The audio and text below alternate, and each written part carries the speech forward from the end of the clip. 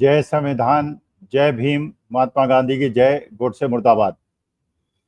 देखिए, भारतीय जनता पार्टी को ये ऑपरेशन सिंदूर से एक बहुत बड़ा नुकसान हो गया है और भारतीय जनता पार्टी इस नुकसान की भरपाई करने की यथासंभव कोशिश कर रही है।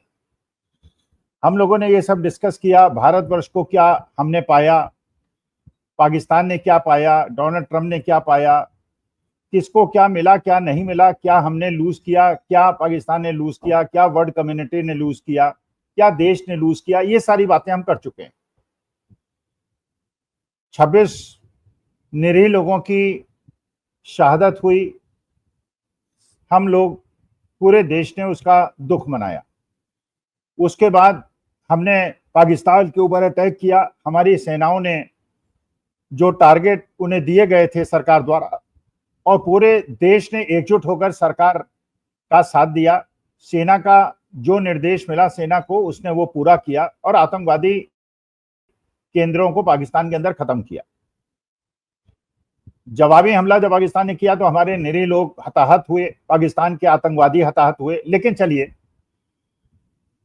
देश ने सोचा कि देश के अंदर जो घटना हुई थी उसको सहन करने के लिए हमने नुकसान सहा। लेकिन फिर उसके बाद जैसे डोनाल्ड ट्रंप आए, उन्होंने सारा नैरेटिव बिगाड़ दिया और ये कहने का प्रयास किया कि व्यापार के कारण ये समझौता उन्होंने कराया है और इसमें भारत और पाकिस्तान का कोई योगदान नहीं है। धमकी दी थी ट्रंप ने, इसलिए समझौता हुआ।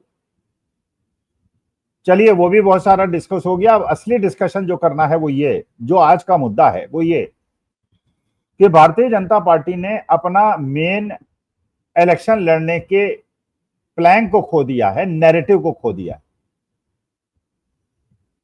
इस ऑपरेशन सिंदूर से।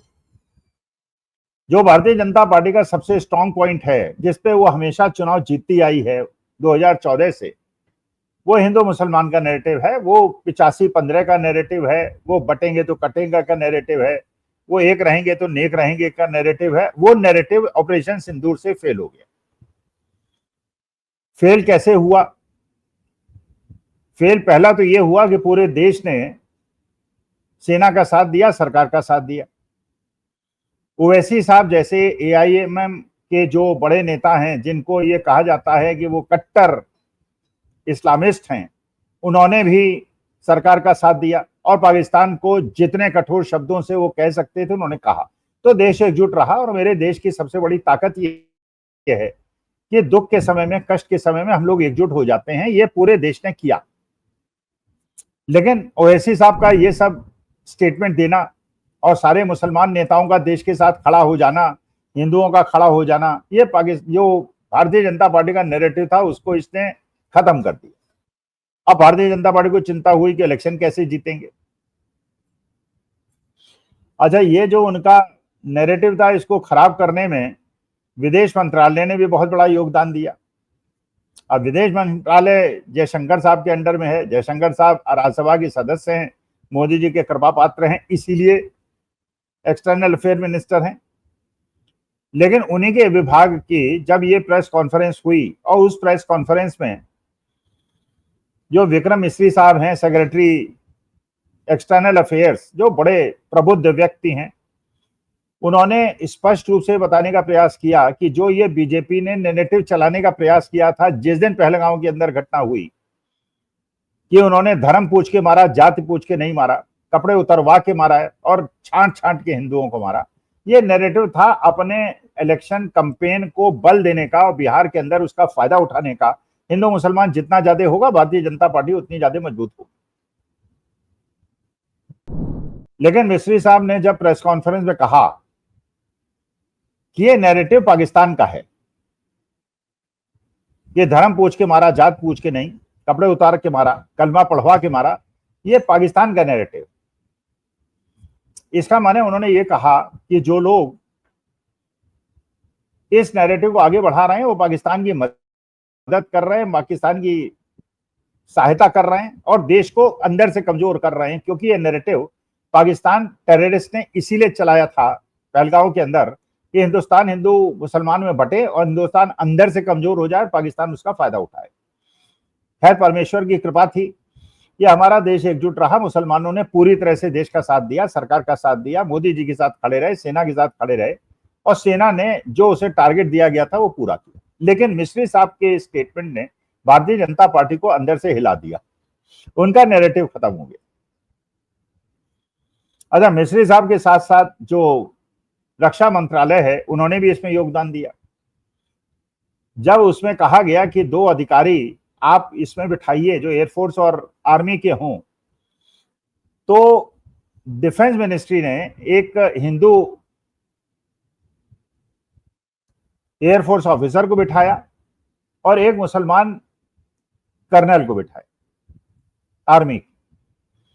अब ये कॉम्बिनेशन भी जो पाकिस्तान का नैरेटिव था उसको फेल करने के लिए काफी था कि हमारे यहाँ हिंदू मुसलमान नहीं होता, हमारे यहाँ हिंदुस्तानी होना होता है, भारतीयता होना होता है।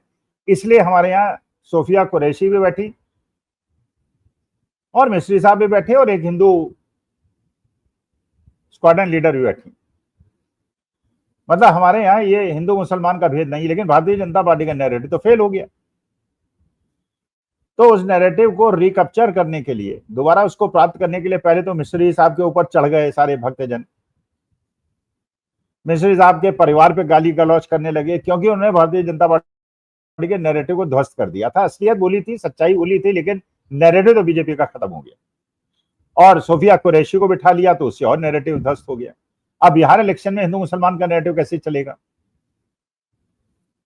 फिर सोफिया कुरैशी पे विजय शाह जो मध्य प्रदेश के कैबिनेट मिनिस्टर हैं, उन्होंने जिस अभद्र भाषा का प्रयोग किया, इसका मतलब यह है कि वो सोफिया कुरैशी पे जितना आक्रमण कर रहे थे उससे ज्यादा भारतीय जनता पार्टी के खोए हुए नैरेटिव को प्राप्त करने की कोशिश कर रहे थे।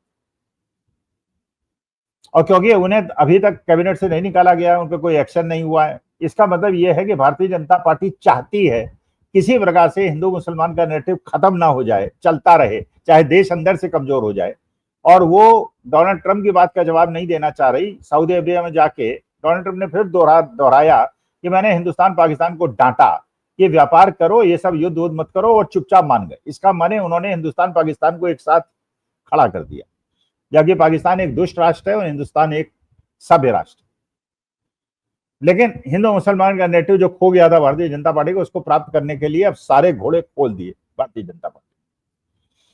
आज मुझे बड़ा आश्चर्य हुआ, मेरे व्हाट्सएप में एक मैसेज आया एक भारतीय जनता पार्टी के सक्रिय कार्यकर्ता का, और उन्होंने कहा कि यूएनओ के अंदर ये जब प्रस्ताव लाया गया कि और ये बताया गया हिंदुस्तान द्वारा कि जब ये पहलगांव के अंदर हत्या हुई तो धर्म पूछ के हुई, कपड़े उतरवा के हुई, तो वहां पे उन्होंने हमारे कांग्रेस के बड़े बड़े नेताओं के वो स्टेटमेंट कोट किए जिसमें कहा गया था कि ऐसा कुछ नहीं हुआ।